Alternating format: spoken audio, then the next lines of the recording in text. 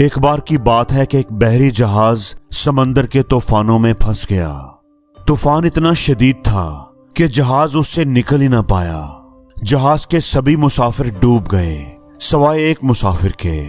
मोजज़ाती तौर पर वो एक मुसाफिर बच गया और अल्लाह की मदद से पानी की लहरों के साथ तैरता हुआ एक छोटे से टापू पर पहुंच गया। वो एक छोटा सा टापू था जिस पर कोई इंसान मौजूद नहीं था।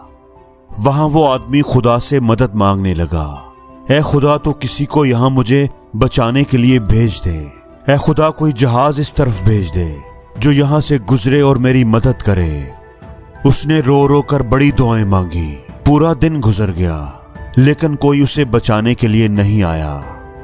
रात को वो थक हार कर रोते रोते खुदा से दुआएं मांगते मांगते वहां रेत पर ही सो गया। दूसरा दिन फिर उसने खुदा से दुआएं मांगते हुए गुजार दिया लेकिन कोई उसकी मदद को ना आया। शायद खुदा उसकी बात को सुन ही नहीं रहा था। इसी तरह दिन गुजरते गए। वो रोज दुआएं मांगता, अल्लाह से मदद की भीख मांगता लेकिन कोई उसकी मदद को नहीं आया। एक महीना गुजरने के बाद वो हार मान चुका था। उसकी सारी उम्मीदें टूट चुकी थी। उसे यकीन हो गया था कि अब कोई उसकी मदद को नहीं आने वाला।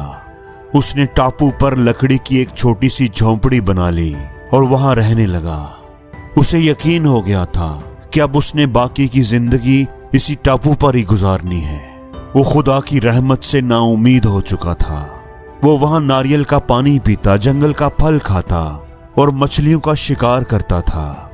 एक दिन उसने मछली पकाने के लिए आग जलाई तो उसकी लकड़ियां खत्म हो गईं। वो लकड़ियां इकट्ठी करने के लिए दरख्तों की तरफ गया लेकिन जब वो वापस आया तो उसकी झोंपड़ी में आग लग चुकी थी। उसकी जलाई हुई आग में से कुछ चिंगारियां उसकी झोंपड़ी पर गिरी होंगी और लकड़ी की झोंपड़ी ने आग पकड़ ली होगी।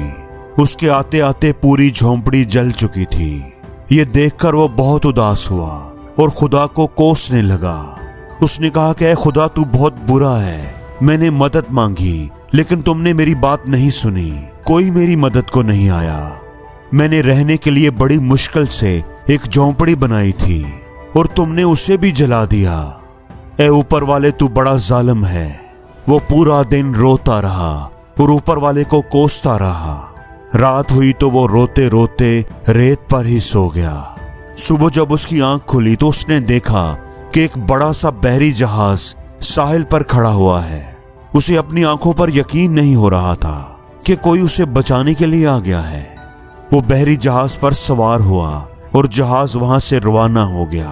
उसने बड़े तजस्सुस से जहाज के कप्तान से पूछा कि आपको कैसे पता चला कि सुनसान टापू पर मैं फंसा हुआ हूँ और आप मेरी मदद को आ गए।